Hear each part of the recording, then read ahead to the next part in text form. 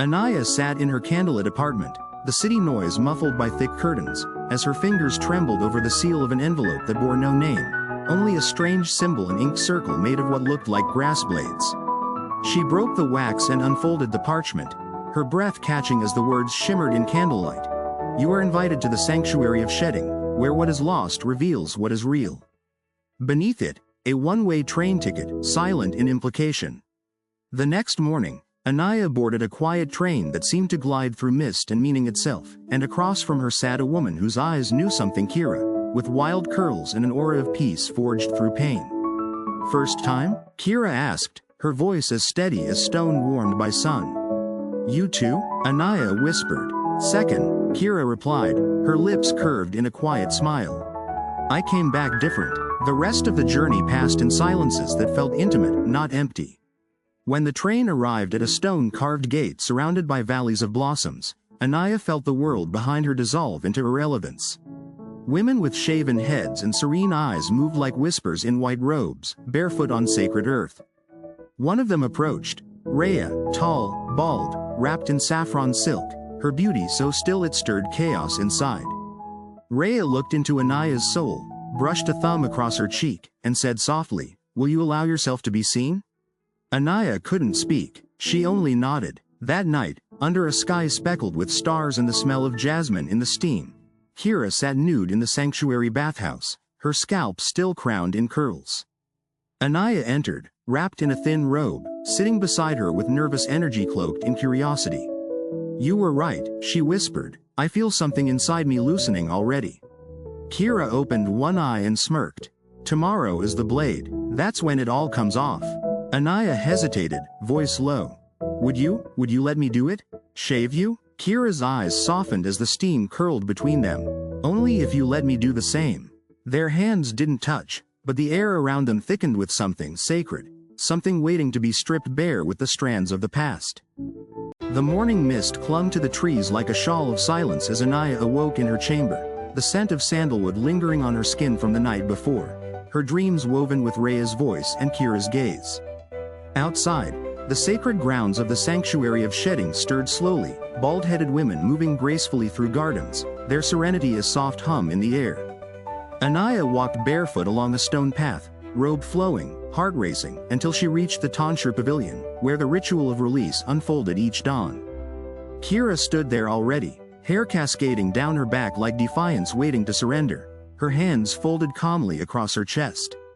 Rhea appeared beside them in silent arrival, her eyes lingering on Anaya a moment longer than the others before she knelt and offered a golden razor, handle carved with crescent moons. To bear another, she whispered, is to trust them with your truth.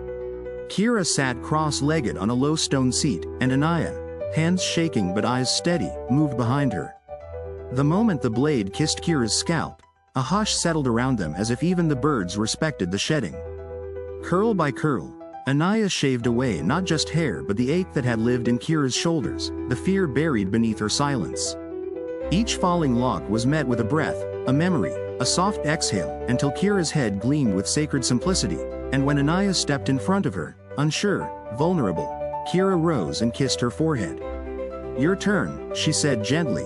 Anaya sat, heart pounding like thunder trapped in her chest, and Kira took the blade with reverence. Rhea watched from the shadows, arms crossed, lips parted just slightly, her eyes burning with approval or envy, or something more ancient. Kira parted Anaya's long, straight hair gently, like turning the pages of a book she longed to read, and with the first pull of the blade, Anaya gasped.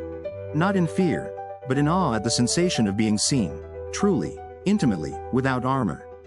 Strand by strand, she watched herself fall to the marble floor, and in Kira's hands she was reborn, not in ashes, but in light, her bare scalp gleaming beneath the temple sun like the moon's own skin.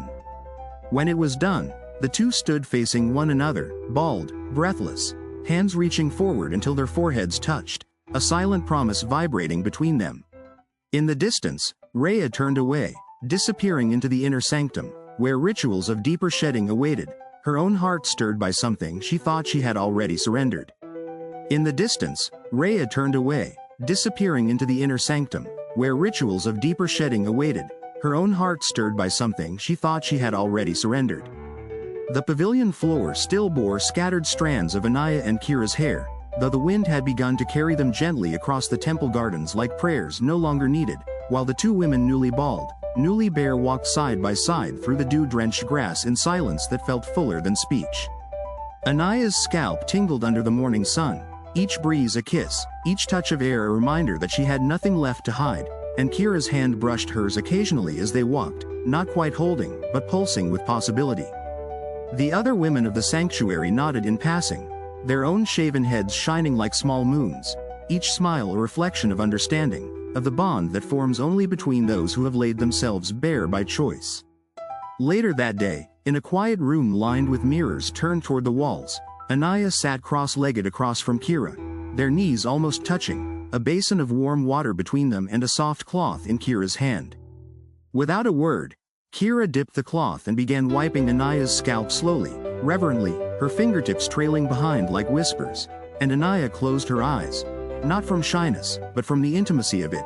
I feel like I lost something, she murmured, but I don't want it back. Kira smiled, leaned forward, and kissed the smooth curve just above Anaya's ear. You didn't lose anything, she said, you let go. That night, as dusk painted the sanctuary in velvet orange, the women gathered around a sacred flame for the naming circle, a ritual where each person chose a word to speak aloud. A name for who they were, now that they had shed what they were told to be. Kira stood and said, Pulse. Anaya rose slowly, fingers grazing her scalp, and whispered, Truth. As the group hummed in approval, Rhea stepped forward for the first time since the shaving, her presence crackling like quiet thunder. She looked at Anaya, her eyes unreadable, and said, You have given yourself to the blade, but are you ready to surrender to the fire?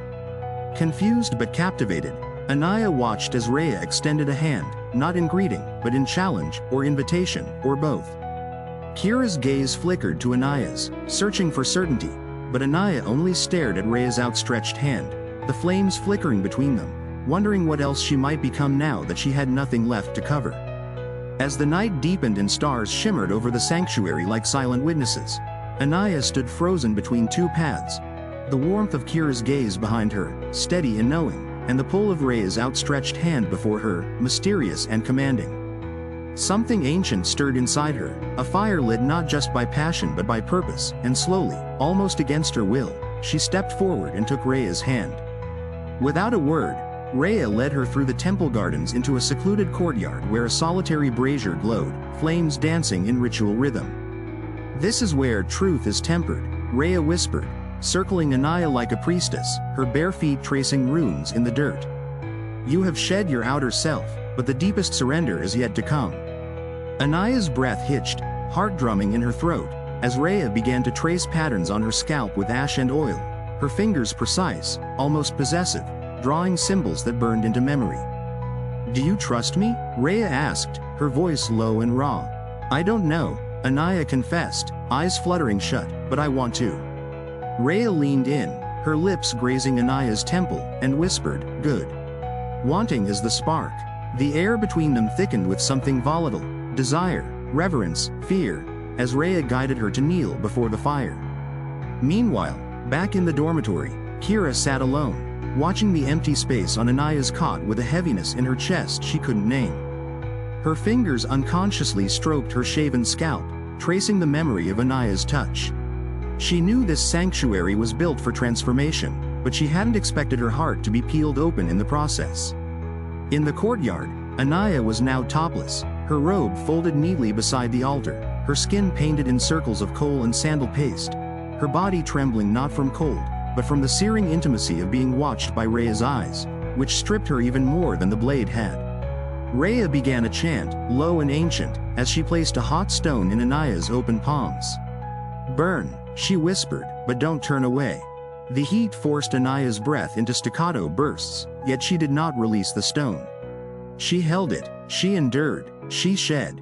When the ritual ended, Rhea wrapped her in a silken cloth the color of flame and pulled her into a slow, unexpected embrace. Their foreheads touched, and Rhea murmured, Now I see all of you. But even as Anaya closed her eyes, lost in the gravity of Rhea's presence, a part of her heart whispered Kira's name, echoing through her like smoke that hadn't yet cleared.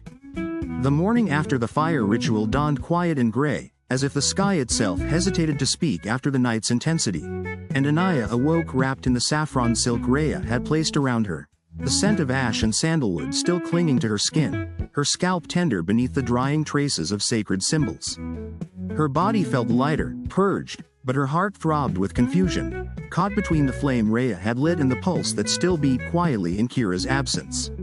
She stepped out into the garden, robe fluttering around her knees, her bald head tingling beneath the early mist, and found Kira seated under the Bodhi tree, legs crossed, gaze fixed on the horizon where the sun was threatening to rise. "You didn't come back," Kira said simply, not looking at her, the softness in her voice cut by something brittle. Anaya knelt beside her, silent at first, then whispered, "I followed something. I didn't know I needed to." Kira turned then, her eyes deep and hurt but still open, and reached out to gently touch the side of Anaya's head. "I trusted you with the blade," she said, her voice trembling, "and with the silence between us." Anaya closed her eyes, leaning into the warmth of that hand, tears brimming despite the calm around them. "It wasn't betrayal," she said, "it was exploration." Kira nodded, swallowing something sharp. "And did she find what you didn't know you were hiding?" Anaya hesitated, unsure whether Rhea had uncovered truth or merely awakened hunger, and said only, "She saw me. In ways I didn't know I wanted to be seen." They sat in silence then, scalp to scalp, bare and vulnerable, two bodies with no hair between them, no lies, only the ache of what honesty costs. Later that afternoon, during the communal cleansing ceremony, Rhea entered the lotus pond surrounded by initiates, her presence electric, her skin painted in crimson lines, and Anaya watched from the edge as Kira turned her back and walked away. That night, while the others slept, Anaya found Kira in the old herb drying room, her eyes glinting with unshed tears as she pounded roots into paste. "You're still glowing," Anaya whispered, stepping closer. Kira met her gaze without flinching. "Scars do that sometimes," she said, her voice hardening, "when you don't cover them up." Anaya stepped forward and reached for Kira's hand, unsure if she'd be allowed to hold it again. Kira let her, but did not grip back. "I don't know where this path leads," Anaya admitted, "but I want you beside me on it." For a long moment, Kira said nothing. Then she whispered, "Then stop walking in circles. Choose where you burn." And with that, she pulled Anaya close, their foreheads touching once more, not in surrender, but in battle. A battle of tenderness, of trust, of truth that still needed to be shaved down to its core. The sanctuary's oldest chamber, known as the Chamber of the Second Shearing, stood carved into the hillside like a womb of stone, its air thick with incense and echoes of vows whispered into shorn silence. And it was here that Anaya found herself summoned at dawn, her bare feet cold against the marble floor, her freshly bald head still tingling with the memory of Rhea's fingers and the ache of Kira's voice. Within the chamber, candles flickered in 8 directions, forming a sacred circle known only to those who had shed twice, once for self and once for love. Rhea stood waiting, wrapped in crimson, her own scalp adorned with gold paint, a blade cradled in her palms like a sacred offering.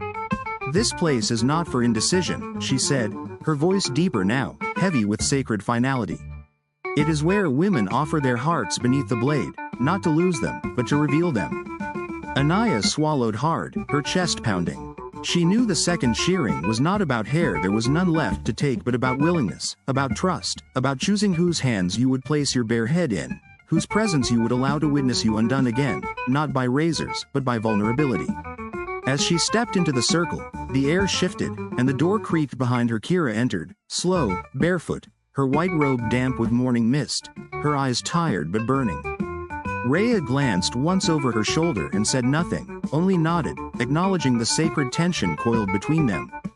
"This ceremony," Rhea continued, circling Anaya slowly, "requires one blade. One witness, one bond." She extended the blade toward Anaya. "And one choice." Anaya's breath caught in her throat as she took the blade, its handle warm from Rhea's hands. But her heart had already begun to turn toward the steady rhythm of Kira's presence behind her, the way she had always waited, never demanded, never consumed. Turning, Anaya stepped toward Kira and knelt before her. "Will you take me?" she whispered, blade held up like an offering, her voice shaking. "Only if we both surrender," she whispered. Together, they reenacted the first shearing, but now, without hair, it became a ritual of trust. Kira anointed Anaya's scalp with oil, then slowly mimed the shaving strokes with the flat of the blade, each one symbolic, carving through fear, through memory, through lingering doubt. Anaya did the same for Kira, their movements mirror-like, tender, almost prayerful. Rhea watched, her face a mask of stillness, and when the ritual ended, she approached with 2 threads of saffron silk, tying them gently around the women's wrists. Rhea watched, her face a mask of stillness, and when the ritual ended, she approached with 2 threads of saffron silk, tying them gently around the women's wrists. "You chose flame over fire," she said quietly, more priestess than scorned lover.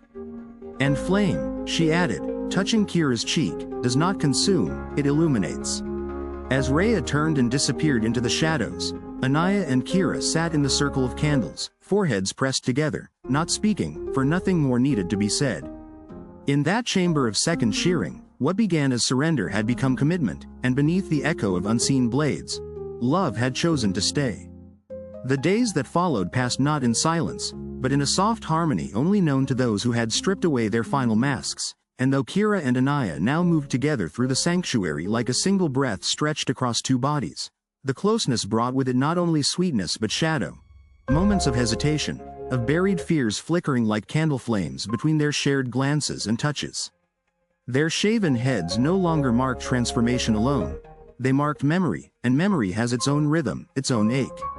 One afternoon beneath the fig tree near the pond, Kira sat cross-legged while Anaya washed her scalp with warm rose water, fingers slow and reverent. "What if I can't stay soft?" Anaya asked, voice tight as the petals she crushed between her palms. "What if I harden again?" Kira leaned into the touch and whispered, "Then I'll remind you how it feels to be seen, every time." That night, under lantern light, a new ceremony stirred the sanctuary, the gathering of the ashes. Every woman who had undergone the second shearing was to bring a single handful of burnt offerings, locks of hair, torn pages from old journals, fragments of identity they had once clung to, and scatter them into the flame, not to forget, but to forgive. Anaya held a small pouch of ashes in her hands, not from her hair but from a photograph she had burned silently days before. A photo of her and a woman who once said she loved her, just before she walked away and never looked back. Kira's ashes were darker, fine as soot, charred remnants of letters she had written but never sent, to a mother who had never accepted her softness. As they approached the flame, the air thickened with incense and history, and there stood Rhea, once lover, now high flamebearer draped in flowing indigo, her scalp painted with silver lines that caught the firelight. She gestured for them to kneel. "Ashes are not endings," she intoned, "they are what roots grow from." Without bitterness, without longing, only grace, she took both their hands and guided them to the fire. Anaya poured her ashes first, her hand trembling as the last bits of that old love dissolved into orange. Then Kira, whose hand remained steady until the moment the flames consumed her offering, and then she wept, quietly, leaning into Anaya's shoulder. Rhea placed a palm on each of their heads and said, "You are not what burned. You are what rose." And in that moment, the fire behind them became irrelevant, for what glowed brighter were their bald crowns pressed together, side by side, marked not by scars, but by new roots growing in the soft soil of shared vulnerability. The sanctuary gates, once a threshold of surrender and mystery, now loomed before Anaya and Kira like the edge of a known dream, and as they stood side by side in the quiet glow of dawn, bald heads kissed by soft golden light, they each held a small bundle, simple robes, water, a token from Rhea, and an unspoken question between them. Could what they found within these sacred walls survive beyond them? Rhea stood at the gate, her expression unreadable, her bare scalp crowned only by the rising sun. "The world is not soft," she said gently, placing a saffron thread into Kira's palm, "but you are no longer fragile." Anaya bowed, her fingers still aching from the rituals, her heart still sore from the burning, but steady. Rhea touched her cheek one final time. "You leave shorn," she whispered, "but rooted."